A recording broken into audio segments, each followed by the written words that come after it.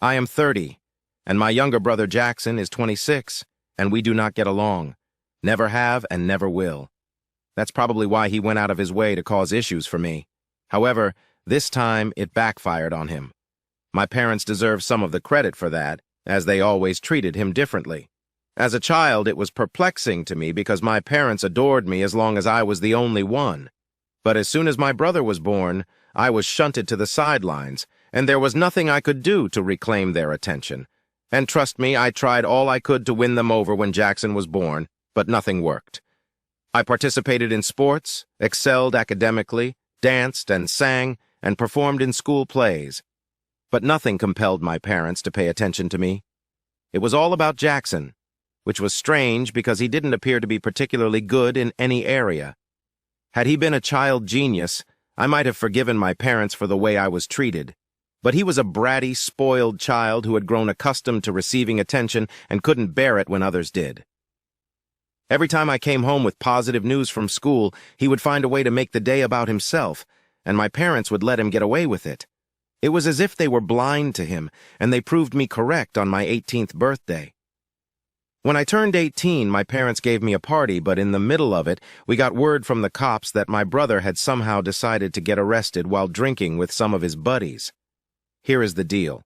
All of his other pals had fled, but he was the only one who had been apprehended, and I knew it was intentional. He wanted to be caught so that everything would revolve on him and my parents would be concerned. The worst part is that he didn't get in trouble for it. Because my father works for the police, the cops only issued him a warning. And once my parents had taken him home, they simply chastised him for a while. But they didn't even penalize him with grounding or anything. So he got away with completely wrecking my party, and it wasn't the only time something like this happened. At the age of 21, I obtained my first job. He decided to come home with his girlfriend and informed our parents that he was engaged to her. So instead of celebrating my employment, we began to celebrate his engagement. And once again, the emphasis was taken away from me. That, I believe, was the final straw for me. That day, I had a tremendous dispute with my brother and my parents. And instead of attempting to understand me, they told me I was oversensitive and emotional. And after that, I never spoke with them again.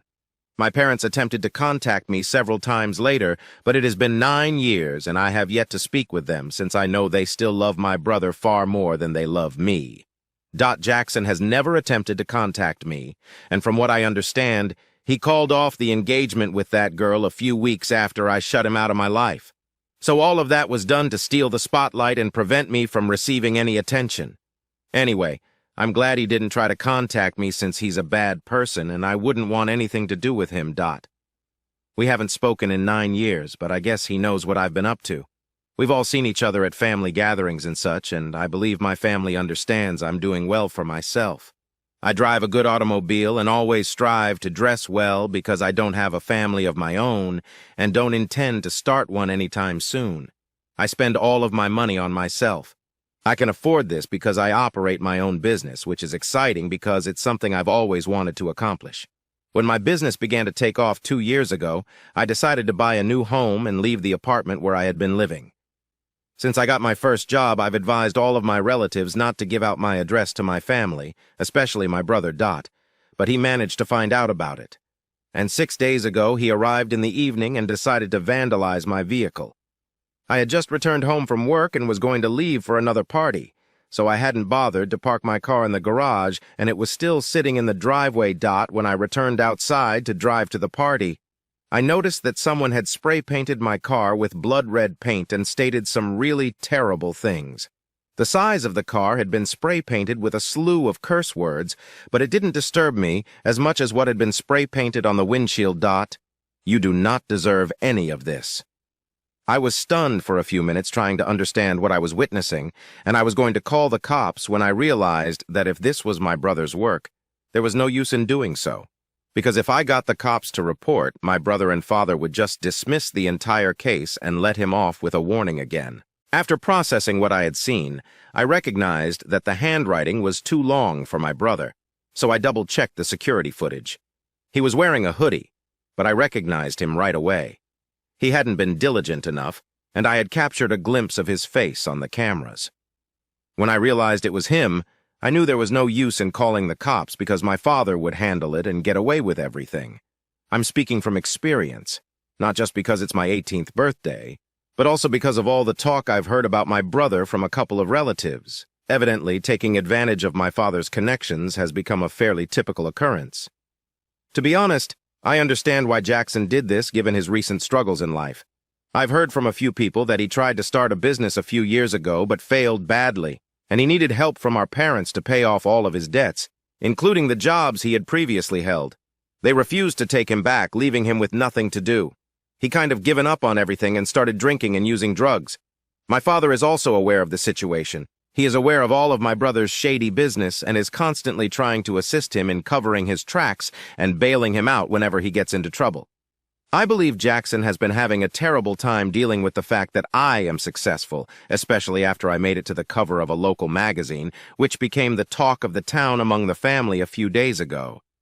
And he's not dealing well with it emotionally, since he hasn't really grown up since we were kids, and he also doesn't have anything going on for himself, and partying every weekend isn't really something to brag about anymore.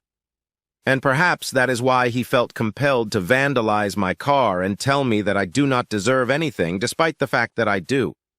It may sound nasty, but he deserves what he is going through right now. He was never very hard-working or dedicated to anything. He simply expected things to work out for him. My parents always made it happen, so it's no surprise that he came out this way. So when I viewed that film, I knew there was no use in reporting it to the cops since my father would never let Jackson get into any form of trouble. But I was not about to let him get away with it, especially considering I hadn't spoken to them for 9 years. But he's still trying to get on my nerves. After some thought, I came up with the bright idea of sharing the video on social media and leaving everyone else to deal with him. I took a series of images of whatever was written on my car and shared them alongside the video, alleging that it was my brother who did it, which I was certain of. Unfortunately, I couldn't go to the cops with this knowledge because my father, who had spent his entire life on the force, was going to make sure that he covered everything up so that his precious kid didn't get in trouble. Within a few hours, the comments began to flood in, and I made sure to unblock my family so that they could read this message. When Jackson inevitably texted me to take that post down, I just told him that I would not do so, and he couldn't even force me to, since if he brought this up legally, he would have to prove that it was not him in the video. That would necessitate taking this matter to court. And the footage clearly shows him. So we were at a stalemate, but to be honest, he had more to lose than I did since, even though he had vandalized my car and I would have to pay to have it repainted, it wasn't a big concern for me because I was earning enough to cover it. On the other hand, if he were to take this matter to court in order to get me to remove my post, he would have to prove that it was not him, and he had more evidence because it was clearly him in the video. He would get screwed, and it wasn't only about him. Even my father and whoever had been assisting him would get into trouble. I am very sure he didn't see this coming. He probably expected me to go to the cops and let them handle it, and then he would have just spoken to our father and gotten away with it all. Unfortunately, I know my family, and he chose to argue with the wrong person this time. So when I texted him, he did not respond for a few days because he had nothing to say. The message remained up, and almost everyone we knew, including my friends, family members, and family friends, saw it. Finally, 2 days ago, he contacted me again and stated that he was willing to pay for the paintwork, but all he asked was that I remove that message. However, it was clear to me that it was not about money. So I told him I did not care about the money. I wanted him to own what he had done and publicly apologize. Only then would I consider removing that post.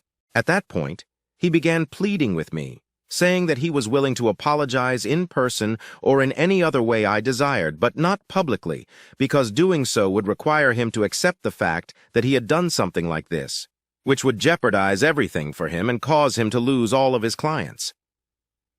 I'm not sure what client he's referring to because I don't believe he has a business right now, but I'm not concerned either way.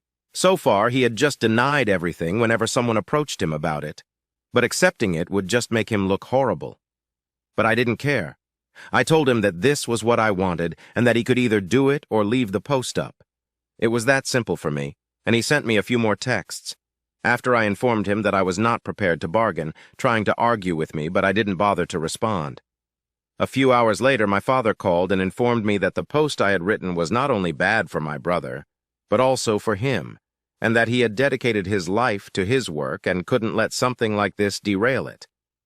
He asked me to take that post down, and I had to disappoint another person by declining, because if he hadn't done anything to defend my brother, I might not have had anything to say against him in the first place. Now his reputation was jeopardized, but instead of convincing Jackson to publicly apologize to me, my parents began shrieking at me over the phone. They felt I was acting ridiculously and that my success had gotten to my head. Since I believed that I could do whatever I wanted and get away with it, I was going to hang up on them when they started yelling at me. But then my mother burst into tears, saying she had never expected me to behave this way. She admitted that Jackson and I had been handled differently as children, but she and my father had attempted to contact me several times over the previous 9 years, and I had never responded. So it wasn't fair for me to act as if they were the villains here, despite the fact that they had made numerous attempts to make peace with me. Even now, I had no idea that they had reportedly severed relations with Jackson shortly after I wrote that post, and he told them the truth. It was him. The only reason they were dealing with him right now was to persuade me to remove that message. But other than that, they had no interaction. They assured me that they had truly altered these people. But by not removing that message, I was also destroying my father's reputation without even giving him the opportunity to prove that he had changed. And now I'm puzzled since I don't want to remove that post. At the same time, I'm at a loss as to how to handle the problem with my parents. So I apologize for refusing to remove the Facebook post against my brother, despite the fact that it is destroying my father's reputation. Update 1. Hello. So, a couple of things before I get to the update. The first is that my father has retired from the force. He turned 55 lately and announced his retirement around the same time. Even though it's not technically mandatory for him right now, he's been having a lot of heart problems, so he opted to retire early. This happened only a few months ago, and I found out about it through other family members, but he still has contacts with his colleagues on the force, and I am confident that if he wanted to, he could have bailed out my brother. Furthermore, I believe putting it on Facebook did far more damage to my brother's reputation. And that's exactly what I wanted. So I don't regret not calling the cops on him. I believe I did the proper thing by approaching Jackson and asking what kind of drugs he was using. I'm not sure about that. I only know that none of what he was doing was lawful. He's involved in a variety of shady activities, in addition to drugs, because I know for a fact that he has not worked since his firm failed a few years ago. Despite this, he is still able to pay rent and live in his own apartment. Of course, my parents have most certainly been financially supporting him, but I'm sure they haven't given him money to party, and his Instagram account is filled with photographs of him having a good time with his buddies. I'm not sure what he's up to, but I know it can't be good because if he can earn money for himself without working hard, I'm very sure he's doing something illegal and dishonest, and my father has been helping him cover it up. So he's not the honest and decent cop that everyone else thinks he is, and that is why I see no reason to remove the post in order to protect his reputation. They had a legitimate point when they said they had tried to contact me several times in the last few years, but I had never accepted their attempts since I knew my brother was more important to them than me. Even in the current situation, it was the truth. They claimed to have cut him off, but they still engaged with him in order to get me to remove the post, indicating that they did not truly cut him off. And what they told me was pointless. I was perplexed at the time because I was experiencing a range of emotions, but after reading the responses on my post, I realized I didn't really need to take it down. My family deserves all of the vitriol they are receiving right now.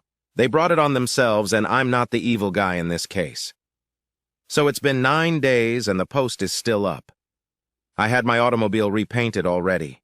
I didn't see the purpose in waiting for my parents or brother to pay me what they owed me, and it wasn't about money for me in the first place. I believe I've made that plain. Despite this, my brother refuses to give up. Jackson keeps texting me, stating that he is very sorry and that he is willing to provide me whatever amount I request, which is yet more sign that he is certainly involved in something nefarious, because where else would he be obtaining that money? My parents just told me that they had cut him off, so I'm very confident they're not handing him the money. Anyway, he keeps contacting me. And I have to ignore it since all I want is an apology and preferably a public one. And unless and until I receive one, that post will remain active. Even if I take it down, it will be worthless because everyone has already seen it. The entire family has shunned Jackson and my parents. Literally. No one wants to speak with them anymore. As for those who went to school with Jackson, the majority of them have contacted me to say that they are not surprised by his behavior. He had always been a brat, believing that he could get away with anything, and he could. That was correct, but not this time. Unfortunately for him, the only individuals who have not spoken to me since that last phone call are my parents, and I honestly don't know what they've been up to. To be honest, I don't see why it's so difficult for my family to simply acknowledge, accept, and apologize for their faults to me. It's a really easy and reasonable requirement, in my opinion, yet they're responding as if I've asked for everything. It's quite terrible, but I'm not shocked they're acting this way. They've always been like way, and I, for one, am grateful that I got them back 9 years ago since they didn't deserve to be in my life to begin with.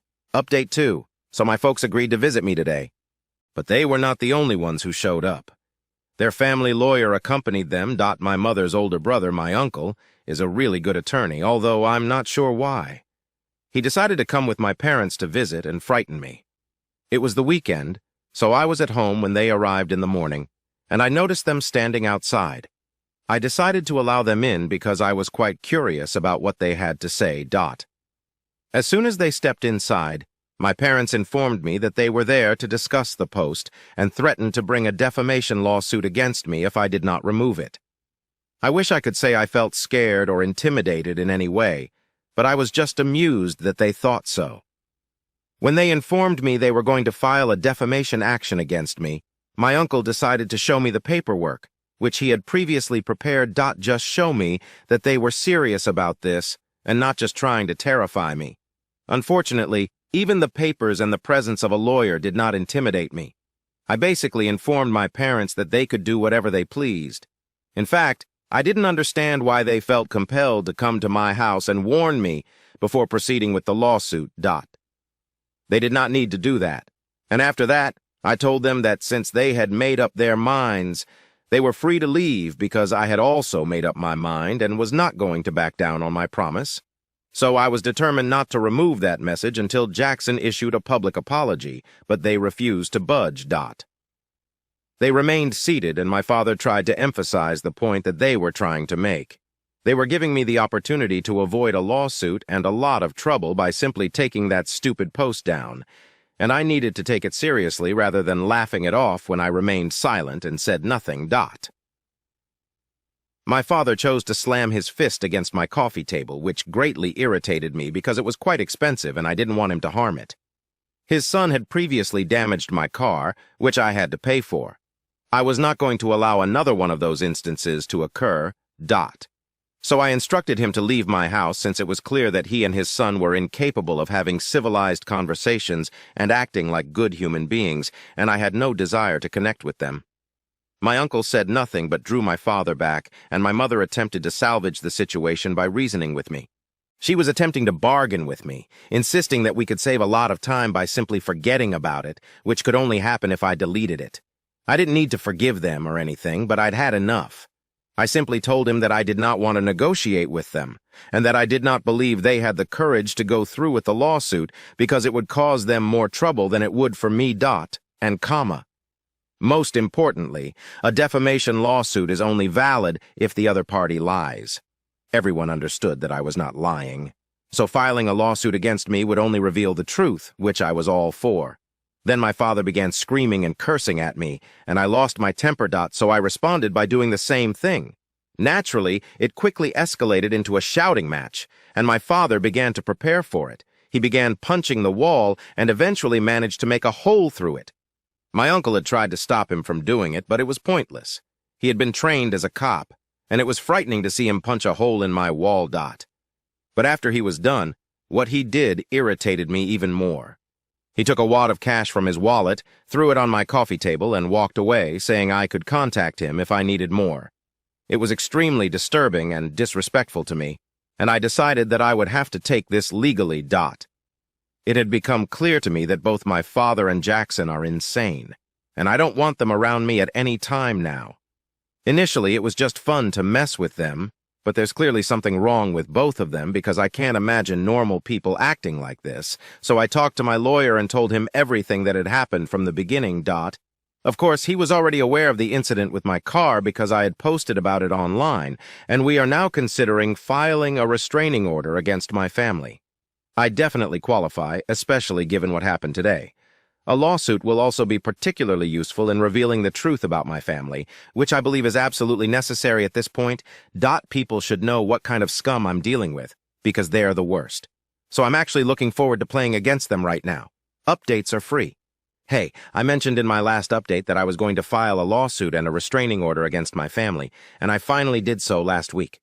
The legal proceedings have begun, and I only recently learned from a couple of old school friends that Jackson had apparently become a full-fledged drug dealer, and he wasn't even selling marijuana to college students. He was dealing with hard drugs and had amassed an elite clientele, including spoiled rich trust fund brats and upper-level corporate executives. You know the type of people I'm referring to, and I'm surprised he was able to do so. But I suppose it's a good thing he's finally found his calling. I guess that's why he was jealous of me, because I'm obviously doing far better in life than he is right now, as I'm a successful entrepreneur and he's a drug dealer.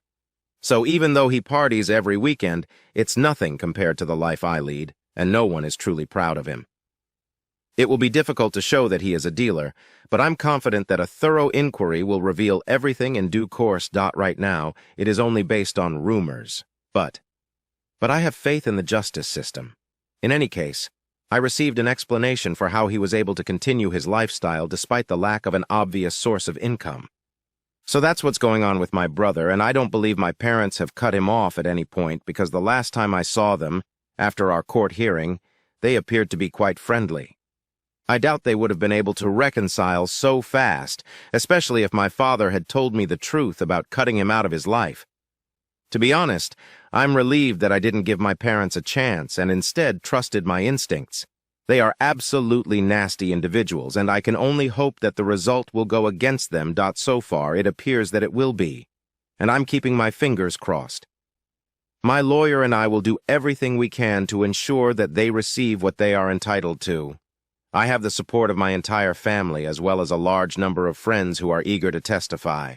If it comes to that, even my neighbors who had heard the wall getting punched repeatedly on the day that my father had visited are eager to testify against him, so at least I'm going to be able to seek a restraining order against them for sure.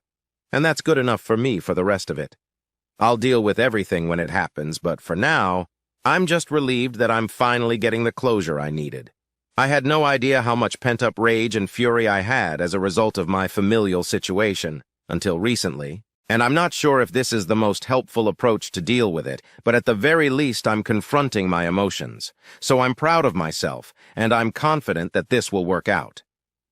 Story 2. He found himself sat on a stool near the wall, enthralled by a baseball game, playing on one of the televisions above the bar. Despite his lower stature, he was still considerably smaller than my larger physique. Regardless, I was going to be cautious in his presence. I hoped he would listen to what I had to say without overreacting. "Are you Robert Davidson?" I inquired, approaching him. He nodded, and I inquired, "Do you want me to bring you a drink? Who are you?" "I don't know you, and I do not want another drink." He said, "I'm meeting my wife soon. Allow me to share an unusual story. While you were out on your sales trip, I began to shift the attention away from my own name. A series of events concerning Julie occurred that deserve your attention," I stated, hoping to stimulate his attention rather than elicit his fury. "My selling trip. How did you know I had gone on a sales trip? How do you know my wife's name?" he inquired, his tone tinted with annoyance. I paused and staggered for a few moments. This was not an ideal situation, and it had the potential to quickly escalate. Oh, goodness. There's no other way to express it. "Robert, I know your wife's name because I spent the majority of tonight doing intimate activities with her at my house, and thus the altercation began. Or, if you can call it that. A single hit from him sent me to the ground. He packed quite a punch for someone his size. The incident happened so quickly that I was taken off guard, only understanding I had been struck when I found myself sprawled on the floor of the pub. He stood over me, demanding for me to get up so he could bring me down again.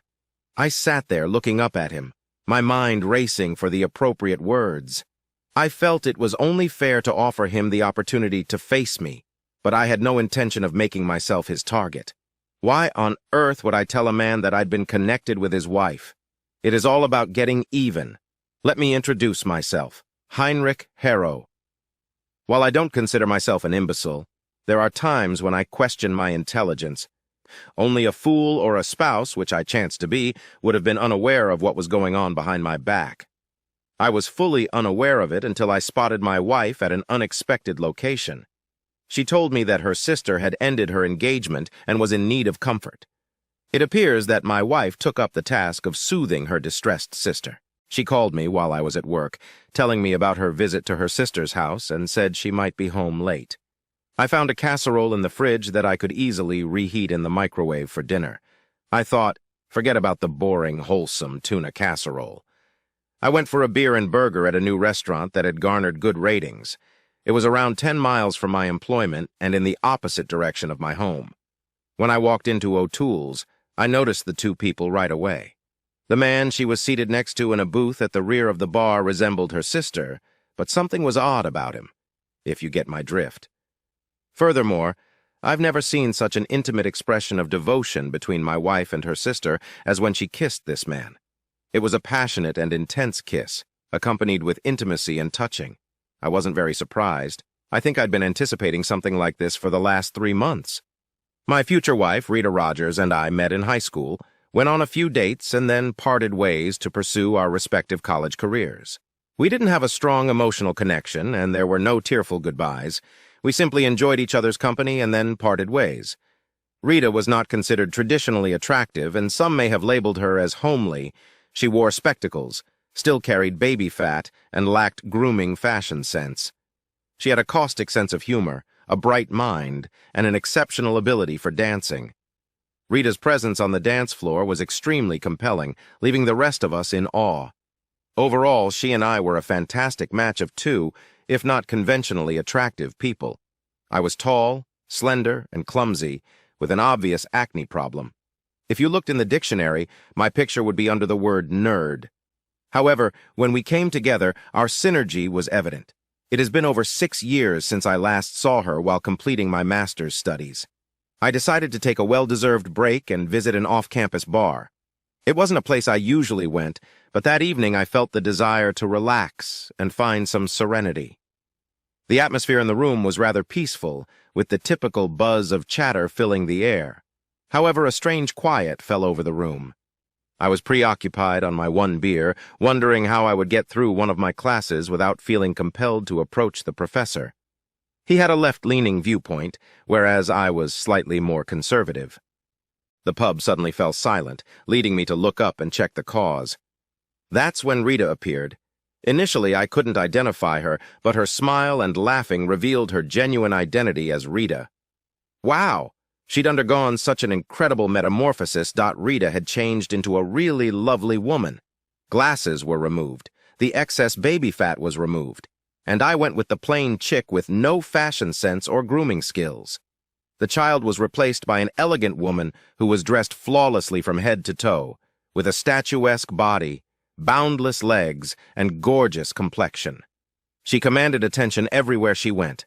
Rita's beauty captivated both men and women as she moved effortlessly across the ballroom. Rita, quote, S change was simply amazing. I couldn't help but laugh at my own idiocy as I recalled the moment I let her go.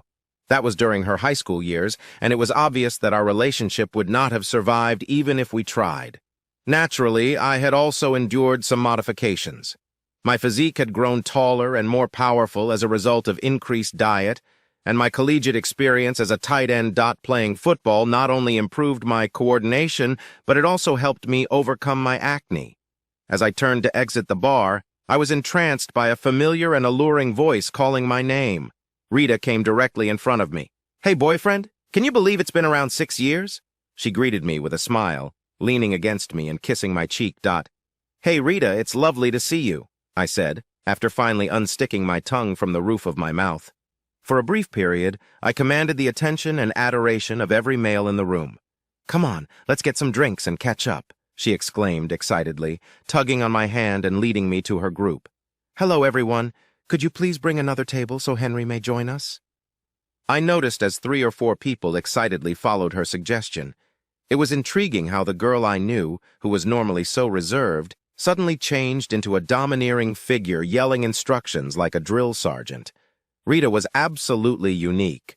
Now one of the guys in the group asked about our beverage choices and politely volunteered to retrieve them. I couldn't help but consider the luxury of having maids. Rita and I had an engaging conversation for several minutes after exchanging greetings and catching up on the previous 6 years. I couldn't overlook the evident issue that needed to be addressed. I couldn't resist knowing Rita was looking forward to it. "Wow, Rita, you look amazing! I couldn't believe it was you! You have certainly changed since our high school days," I exclaimed in awe of this magnificent person. "Nonetheless, I have transformed. And it's all because to you, Henry," she continued, laughing at my perplexed appearance. "Oh, so it's all my fault now, right? I think I am to fault for all that has occurred." She burst out laughing, unable to conceal her amusement. I've never been a fan of adults in their early 20s giggling since I believe they should be past that stage. However, in Rita's case, it was adorable and intriguing, making me want to hear more. I was enthralled by her story and eagerly awaited her explanation of how I had influenced her metamorphosis. Rita went on to explain why she considered me accountable. Perhaps it would be more appropriate to say she recognized my involvement in her development. She said she was devastated when we said our goodbyes after high school. Her beauty, demeanor, and introversion led me to overlook her, or so she thought.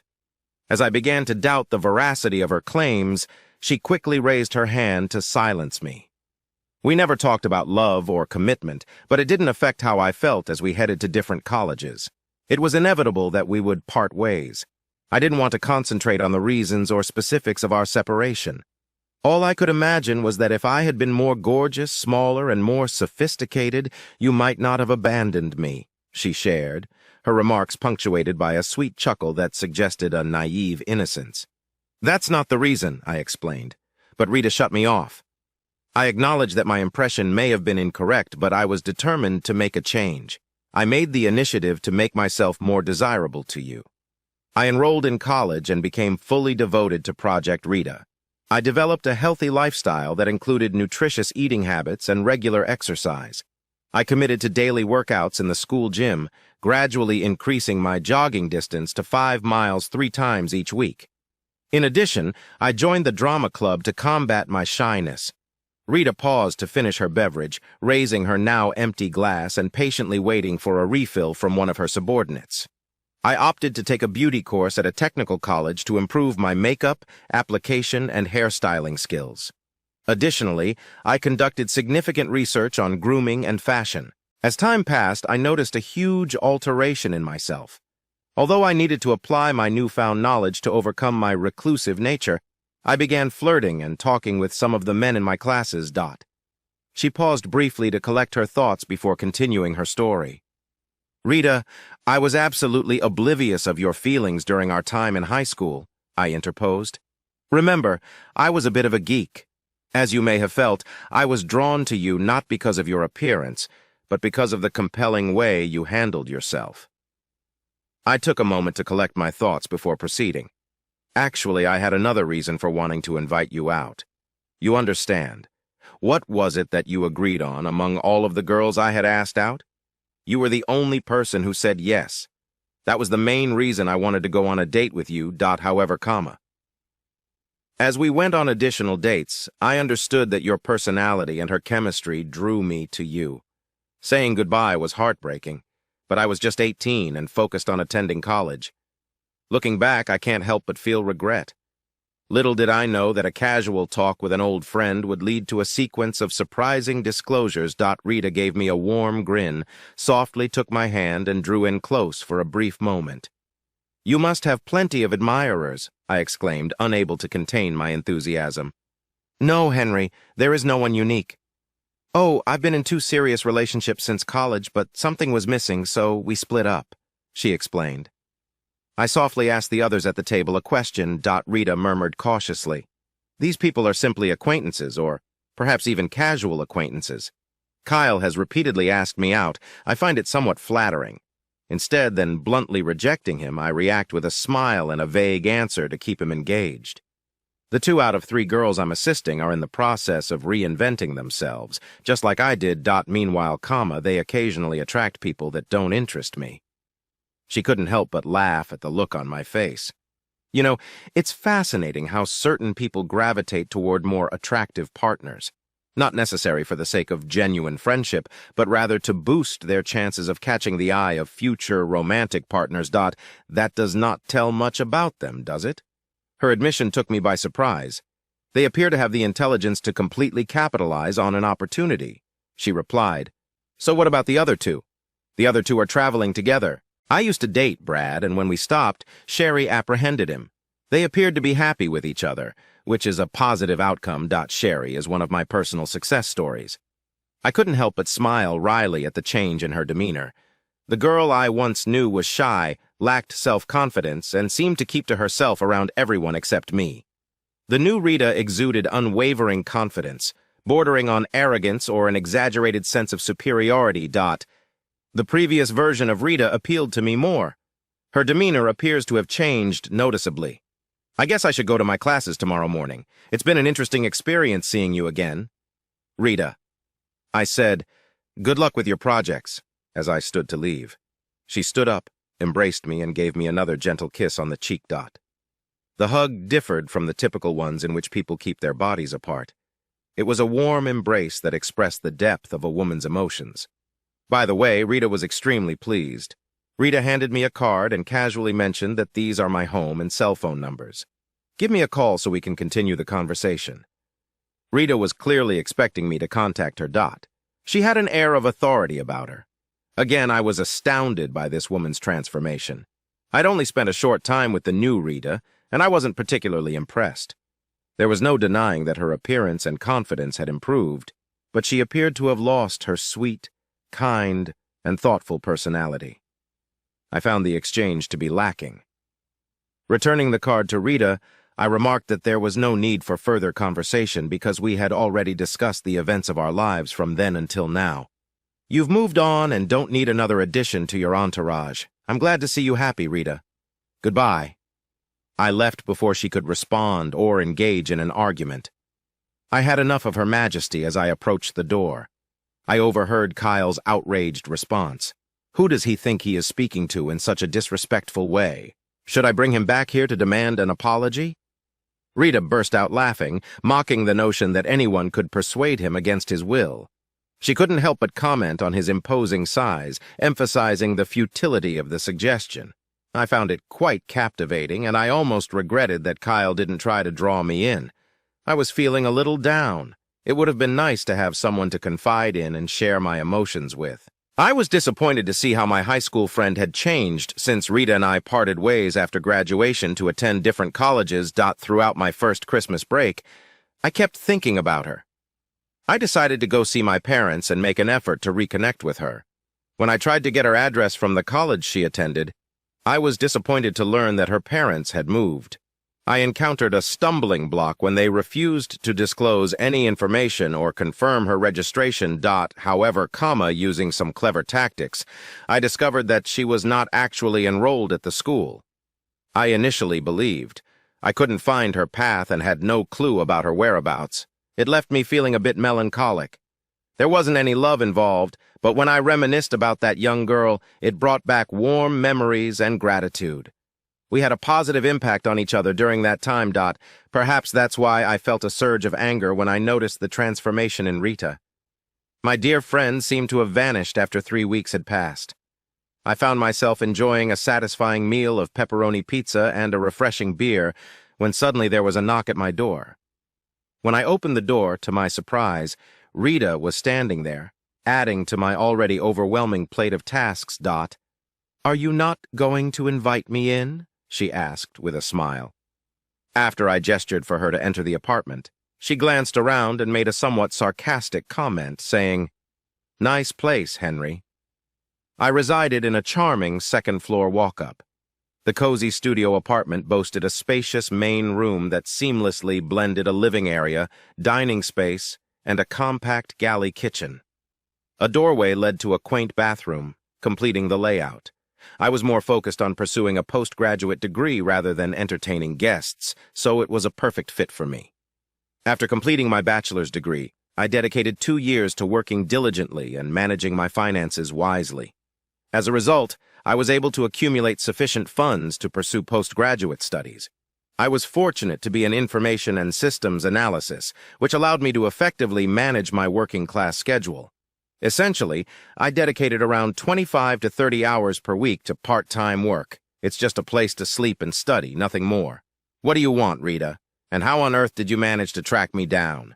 You're included in the phone book, so you managed to track me down. How did you do that? Rita paused with a smile on her face and casually mentioned, "It was quite fascinating how I managed to find you. You see, I have a friend who works in the registrar's office, and she helped me locate your address in their files. I repeat, what brings you here? I wanted to have a one-on-one conversation with you away from the people you refer to as your entourage. Why? We haven't been close for the last 5 or 6 years, just friends from a long time ago when we were both young. I don't understand why you feel the need to have a deep conversation with me. I'll never forget that unforgettable evening at Kelly's when I shared with you my limited experience in relationships and the feeling of something being amiss, But the moment I laid eyes on you, it became clear that you were the missing piece." Just as I was about to voice my thoughts on the matter, she quickly interrupted me. "Wait, let me finish, please," she requested. "I mentioned before that I wanted to make some changes because of our separation. Even though I understand it wasn't the actual reason, it was my driving force, After starting Project Rita, I gained some confidence and came to the realization that you hadn't really left, but had simply moved on to college, just like I did.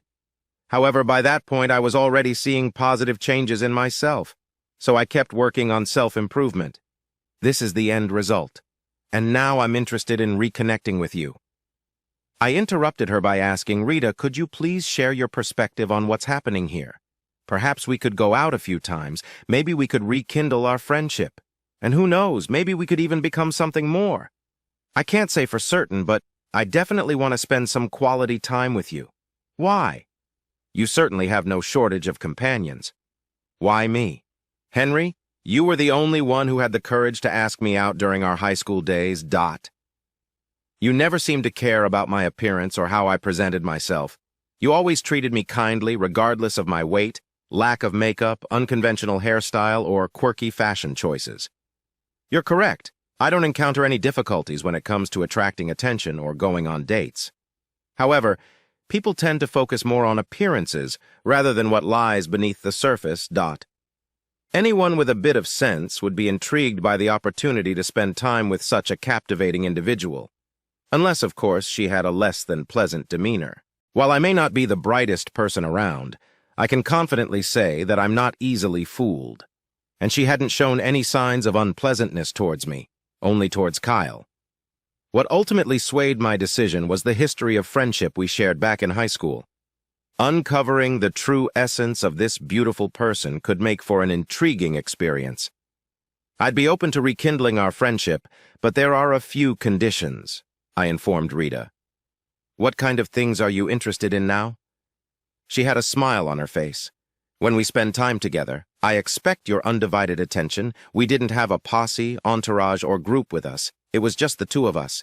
I've been diligently saving up for 2 years to pursue my master's degree, which means I have to be mindful of my expenses. As a result, we won't be dining at any extravagant high-end restaurants. Rita listened attentively and observed me with a nod. Without interruption, I proceeded. Additionally, I would like to mention that I have a specific focus on my education and prefer to limit the amount of socializing and the frequency of social events. Is that all? Yeah, that's it. I understand that I may come across as a bit demanding and imposing conditions, but please know that I am genuinely invested in spending my time with you. I have a lot of time available to study and get some extra work done, which is why all the conditions are in place. I'm intrigued by the idea of reconnecting with the girl I used to know, but I'm uncertain about this new Rita. If you're not interested in doing this, I completely understand. May I ask a question? I nodded in agreement, and she inquired, would it be possible for us to grab pizza tomorrow night? We went out for pizza the next evening, and thus began our journey to reconnect. Rita and I embarked on various activities that friends typically engage in. We went on hikes and picnics, attended free outdoor concerts, explored the art museum, and simply spent time getting reacquainted. It was a delightful experience, and we had a great time. One evening, while hanging out at Kelly's or one of the other off-campus bars, we unexpectedly bumped into Rita's entourage. Rita proposed that we go elsewhere, but I made the choice to stay and join the group. I understood that she couldn't abandon her friends completely.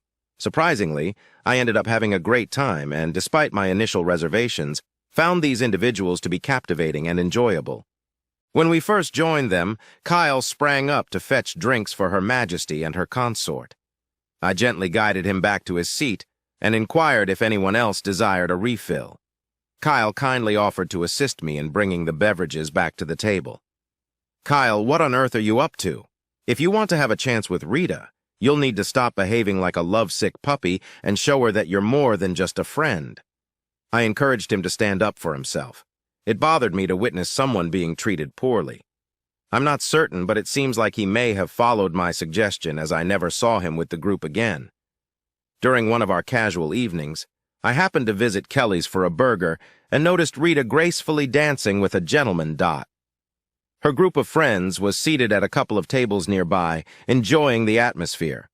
It wasn't a significant issue since we hadn't established exclusivity, and I couldn't reasonably expect her to wait anxiously for my call at home. However, I must confess that witnessing her with another man did stir up some unease within me. I couldn't help but ponder the possibility of Rita being more than just a friend. It seemed like the moment had arrived to make a choice regarding our relationship. Perhaps it was time to advance beyond ordinary companionship and explore a deeper connection. However, I found myself in a conundrum while pursuing my post-grad degree. I understood that I wasn't ready for a committed romantic relationship. Perhaps it would be prudent to dial back this friendship. On the other hand, I was absolutely enjoying our casual outings and didn't want to return to a life consumed with school and job. I must admit I was feeling very perplexed. Rita noticed me as she ended her dance, flashing a bright grin and motioned for me to join her at her table. I returned with a wave, a smile, and a modest shake of my head.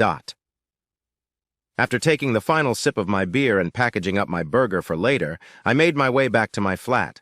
Surprisingly, less than half an hour later, there was a knock on my door. Well, guess who it was? Rita. She greeted me with a grin, but it quickly went into a frown as she entered my apartment. "Why didn't you come over and join us?" she asked. I thought the storytelling in this to be pretty captivating. The way the story unfolded kept me interested and wanting to learn more. The author's ability to build realistic and fascinating characters lent substance to the plot. Overall, I really enjoyed the storytelling in this article. It appears you were out with someone. I doubt your boyfriend would have enjoyed the interruption. He was not my date. He's just a guy who began hanging out with us after Kyle left, she clarified. I was wondering why you did not join us, considering you have already spent time with our organization. So Kyle decided to quit the group. He wasn't a bad person, and it was encouraging to hear that he had become stronger. Yes, it's extremely amusing. He had been missing for a few weeks when I unexpectedly ran into him at a coffee shop one day. When I asked where he was, he said that he was tired of fake love sickness. He casually stated that I could contact him if I wanted to, and then walked away. Unusual behavior. It's quite odd. I couldn't help but chuckle. Kyle had basically told Her Majesty Rita to go for a hike. I admired his audacity. Rita saw my smile and heard my chuckle before asking, "Were you involved with Kyle's departure?" I thought the storytelling in this to be pretty captivating. The way the story evolved captivated me from start to finish. It was a thoroughly delightful experience. I emphasized to him that his unwavering adherence to your every command may influence how you perceive and interact with him. He seems to have grasped what was being said. She shook her head, smiling. "So what was the real reason you didn't join us?" I found the storytelling in this to be pretty engaging. The way the story unfolded kept me interested and wanting to learn more. The author's ability to develop compelling characters and build suspense was excellent. Overall, it was a thoroughly delightful read. I inhaled deeply and paused for a moment before exhaling. It was time to be honest. It upset me to see you dance with someone else. I do understand. I spoke before Rita could respond. We are expected to keep a platonic connection. Rita gave me another smile and led me to my sofa, pushing me down next her.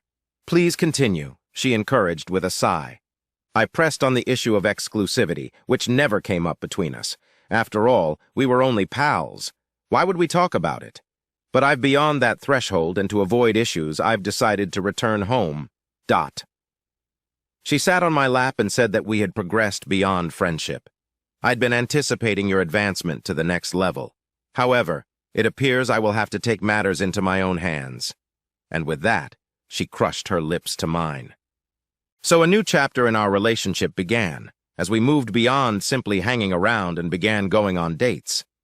We were in a committed relationship, whichever you want to define it. Rita's entourage grew into a close group of friends, and she would frequently spend evenings with them while I was working or studying. Every male in the group was told frankly that she was not interested. There was no point in asking her out or attempting to impress her. The queen bee. She had departed, and that individual was unnoticed. Instead, I had a woman who looked like the old Rita, and I was overjoyed to have her return. We continued to spend time together till I finished my postgraduate studies. On the terrible day, I must have the confidence to propose to Rita. Much to my delight, she said yes.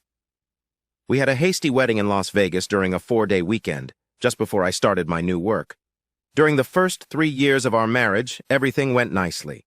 We had stimulating discussions about our wishes and expectations in a mate, eventually reaching an agreement on the main race components.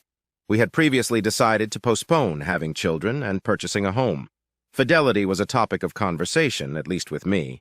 I asked if either of us will experience considerable discontent or unhappiness in our marriage. We promised to open and honest communication rather than the negative stereotype of infidelity. We both felt that it was best to have an open and honest chat and end things on good terms. We were finally able to partake in some previously unavailable adventures. While I was in graduate school, we went on weekend trips, jokingly referring to them as our little honeymoons. I had always been drawn to San Antonio with its historic Alamo and intriguing Riverwalk, so we decided to go on a weekend vacation and traveled there on Friday, ready to soak up the city's charm for 3 unforgettable days. Rita was keen to visit Hearst Castle, so we planned to go on another weekend. We were having a great time and treasured our relationship. Something changed as we began our 4th year of marriage. Her Majesty Rita had returned, exhibiting impatience with me on a few occasions and issuing me with orders. It's not asking me to do something, but rather providing me specific instructions. I initially remained silent, but after the 3rd or 4th occasion I decided to question. She expressed regret, attributing her actions to a difficult work position, and promised to be more cautious in the future. Rita briefly resumed her normal demeanor before the cycle repeated itself. After going through this cycle 3 times, I had reached my limit. Rita, I'm not sure what's going on, but it's critical that we handle whatever is bothering you. I want you to understand that I am not like the folks you've dealt with in the past, and I will not tolerate being mistreated. If there is an issue between us, I encourage you to talk honestly so that we may collaborate to find a solution. Rita apologized, shed a few tears, and asked for my forgiveness. I did, and we had a wonderful day reconnecting. I became sidetracked and did not make an effort to determine the root of her conduct and what was bothering her. One night at O'Toole's, she found herself in a back booth, having a passionate experience with a man. Despite her initial aspirations to accompany her sister. It was obvious that they had a history together. I was unsure of the extent of their involvement, but it didn't matter to me. She told her first lie, enjoyed a passionate kiss with another man, and surreptitiously met up with him. Our marriage was irrevocably damaged. I had read reports of other husbands' reactions when confronted with an unfaithful wife. People responded to the event in a variety of ways. Some let it consume them. Others sought evidence for divorce. A few created sophisticated retribution plans, while others used physical violence against both the adulterous husband and their companion. I did not do any of these. When I saw them, I was overcome with surprise. This was followed by a perplexing question about their motivations, and finally a surge of frustration set in. Rita's sharpness and confidence made it plain that she was not easily fooled by smooth talkers. Therefore, it was clear that this guy was in her company on purpose, despite his questionable choices. I couldn't help but recognize Rita's irresistible charm. My frustration was primarily directed at my cheating spouse. As I approached them, I wasn't concerned that the guy might become confrontational. Didn't I have moral standing on my side? After all, what made me unconcerned was my remarkable height of 6 feet 4 inches and well-maintained physique. As commonly said that strength wins, isn't it? It wasn't until I sat down across from my adulterous wife and her companion that they spotted me. They immediately ended their intimate time, and their emotions would have been amusing if it hadn't been my wife. I'd heard about people's faces going pale with shock, but I'd never seen it until that moment. Rita's mouth was agape, like a fish out of water. It would have been comical under different conditions, but seeing Rita in that condition made it anything but funny. I had no clue your sister had undergone such a tremendous metamorphosis, Rita, I commented with genuine curiosity. Maybe that's why her engagement ended. Rita's response was rather expected. She yelled, "Oh my God, what are you doing here?" "It isn't as it seems. It's not as you think. And all that jazz." Her so-called friend decided to flee, but I intervened by grabbing his arm and stopping him. "You should stay, my friend. Rita will need to stay somewhere, and you are welcome to bring her with you once I leave." "Sure. I'll go home with you, Henry. We can have a discussion, and I can explain," Rita stated. "Rita, you don't have a space of your own. You forfeited that the moment you were engaged with this nasty person. Please refrain from returning home, making phone calls, or trying to visit me. I'll have my attorney contact you at your employment to collect your attorney's information, and will delegate responsibility for the appropriate legal matters to them," I replied. "Hand over your wallet," I demanded, glancing at the man sitting across from me. He paused for a while, and I cautioned him that I would rather not use force once I had rendered you unconscious. You are fortunate to have been granted this opportunity, since she clearly appreciates your presence. Just remember not to make any dumb decisions. He handed me his wallet, and I took his driver's license and returned it to him. "That way, Jerry. I'll have the required information if I need to subpoena you. Applying for a replacement license is a simple process." I looked at the two people before speaking. "Rita, in this state there are no faults. We can distribute everything evenly. If you prefer, you can keep the appointment. Simply yield, and it will be over in no time."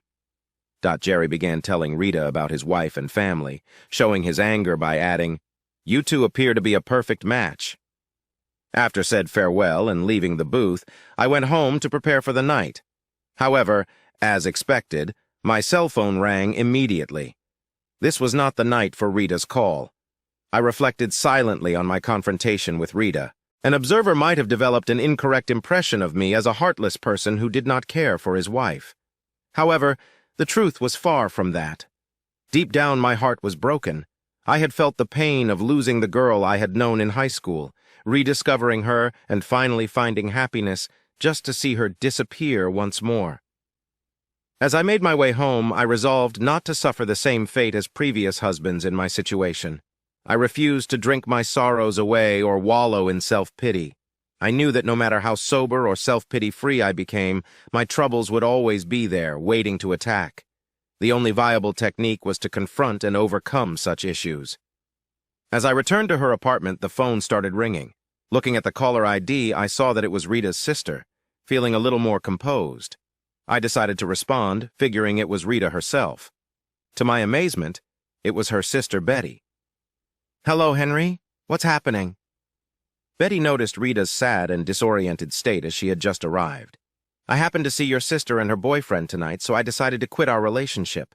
It appears that she chose to pay you a visit rather than returning home, regardless of my recommendations." "Boyfriend? What boyfriend? What do you suppose you saw? There must be some type of error." "Henry, Rita was the one that made the error. Inform her that I will leave the apartment by tomorrow evening, and she is free to return at that moment. Goodbye, Betty." I promptly stopped the call, and she quickly silenced both my phone and answering machine to prevent any additional intrusions. Within moments, my phone began to ring ceaselessly, leading me to turn it off as well. I efficiently grabbed my possessions, including my computer, and made plans to stay at a motel until I found a new place. The next day, I found a dozen messages on the answering machine and another 15 or 20 on my cell phone's voicemail. I listened to each one briefly, recognizing Rita and Betty's voices before deleting them. The only message I felt compelled to respond to came from my father, so I instantly returned his call. "What's happening?" "Henry?" he asked when I phoned him. "Rita called multiple times, either to speak with you or have me call you on her behalf." I stumbled across her in a bar, of all places, engaged in a passionate embrace with another man. It appears she did not appreciate my plea that she not return home. Perhaps she just made a mistake. Perhaps she did not participate in any personal behavior with him. It could be worth speaking with her to give her the opportunity to clarify. "It would be sad to witness the demise of your relationship, Father. It doesn't matter whether she had feelings for him. The truth is that she tricked me in order to meet this person. You should surely engage in conversation with them. Don't you think?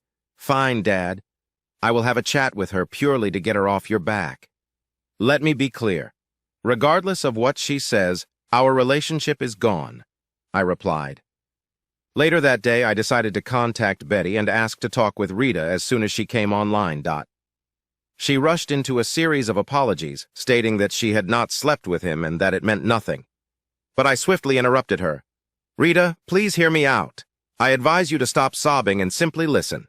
Remember when we made a pledge in our marriage? We promised that if our relationship deteriorated, we would end it with dignity rather than turning to harmful behavior. Unfortunately, you opted to depart from that agreement, becoming a prevalent stereotype, a wife who cheated. But I did not sleep with him. Henry, it was simply some innocent flirtation. It held little relevance. And I stop. It was meaningful to me. Rita, it displayed disregard for me. This indicates that your affection for me, or how I viewed it, was not genuine. It reminded me that it was time to move on. Let's meet and talk, and I'll tell you all about what really happened." Rita begged with me. "It appears that you are not paying attention, and I am unconcerned about why. I'm not interested in learning the facts about what happened, as you claim. The dishonesty and treachery are enough for me. Your infidelity exacerbates the situation. Please desist from contacting me and my father. It would be best for both of us if you just signed the paperwork when they arrived, making the process run as smoothly as possible. Farewell, Rita." The divorce was effectively completed and finalized within 3 months. Rita did not object to or argue the asset divide. Therefore, the process was simple and straightforward. I denied her request to meet with me before signing the paperwork. Her attempts at rationalization failed, leaving me unaffected and unchanged in my opinion of her behavior. After leaving our flat, I stumbled onto a lovely first-floor studio apartment. It was only me. I didn't want any long-term obligations, therefore it was plenty. I'd rather invest in toys than in a larger living area. I patiently waited for my divorce to be finalized before socializing or pursuing romantic relationships. I needed to find a new place to hang out, as O'Toole's and Kelly's were no longer my top choices. It's all because of Rita. I found a wonderful restaurant named Connor's Pub and Grill, which turned out to be perfectly perfect. The beverage was served with honesty. The cuisine was basic yet delicious, and the service exceeded our expectations. The environment was warm and inviting, making it an ideal place to unwind and spend time. I began going there for dinner on Friday evenings. Jake Connor was one of the owners, or claimed to be. We had an instant connection because we were both of comparable height. I told him my story, and he reacted with a careless remark as if he had seen something similar before. Jake offered me a free beer and shared his thoughts on overcoming life's obstacles to find a meaningful connection. After about a half year, I decided not to let my previous experiences with Rita limit my flexibility to travel to whatever destination I wanted. I had the opportunity to visit Kelly's on a few occasions with some co-workers, and Rita was also present on some of those occasions. The entourage was back in full force. This time she had 2 people working hard to help her. Her Majesty Rita graced our presence yet again. It was amazing how I remained unaffected by the circumstance, but seeing the expression on her face every time I left with another woman was quite fulfilling. There was a woman named Julie Davidson. Following our initial encounter at Kelly's, we developed a continuous relationship. She would contact me every couple of weeks to schedule a get-together. As someone who took pride in my confidence, I thought they knew just what to do and how to delight my spouse in the bedroom. Julie appeared to have a wealth of information and experience while I was just beginning out as a freshman. We did activities that I was only familiar with from literature and adult films. Something strange piqued my interest. Julie and I maintained a steady schedule, with her leaving by midnight, whenever we were together. However, every 6 weeks or so, she would buck the trend and spend the entire night with me. I didn't entirely understand the scenario, but I didn't object. It's unclear whether I would have been able to cope if she had been by my side every night. Every narrative has an ending. As the phrase goes, this lovely encounter unexpectedly ended one evening as Julie was about to leave. It was earlier than normal, around 9 p.m., and I was trying to persuade her to have another round. "I'm sorry, but I can't make it," she said.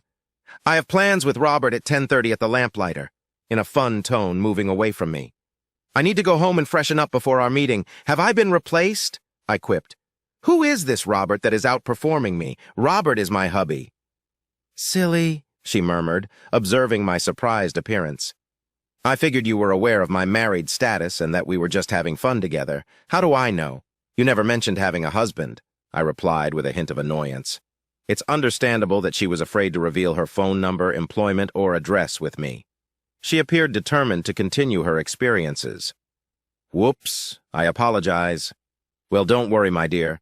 He'll be leaving on his usual 6-week journey next week, giving us the opportunity to spend the full evening together. I'll contact out to you next week." "My love," she said, bending in for a delicate kiss on my cheek. I felt like a terrible person. I was in a predicament identical to what Robert had done to me and Rita. Wow! I felt a variety of feelings, from silly and taken advantage of to enraged. Robert Davidson appeared to be a hard-working guy dedicated to supporting his wife, who appeared to have feelings for a variety of people. I was aware that I was not her only bed partner, but I was not concerned about her marital status until later. My motivation for taking action was not based on morality or lofty beliefs.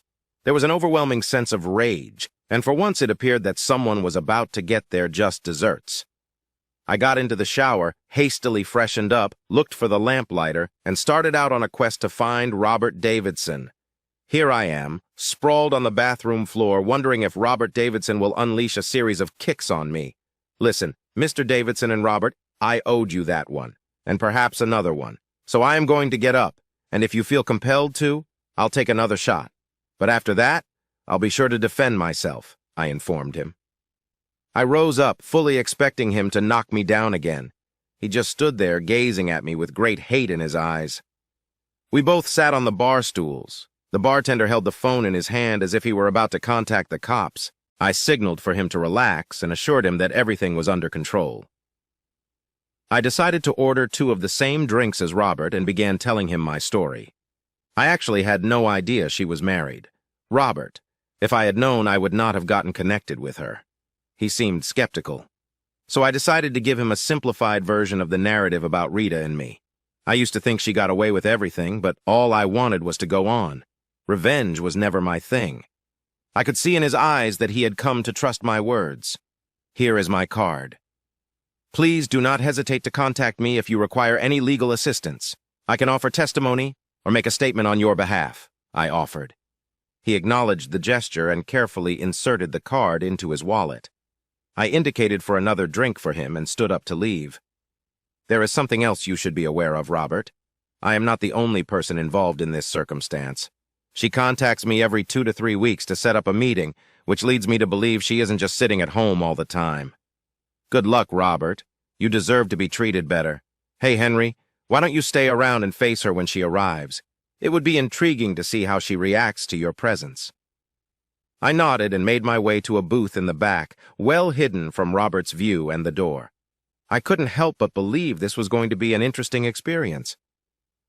Julie arrived with a sense of calm. About 5 minutes later, she approached Robert with a warm greeting, emphasizing how much she missed him. A gentle hug and kiss followed. "Could you please order me a drink? I need to use the restroom."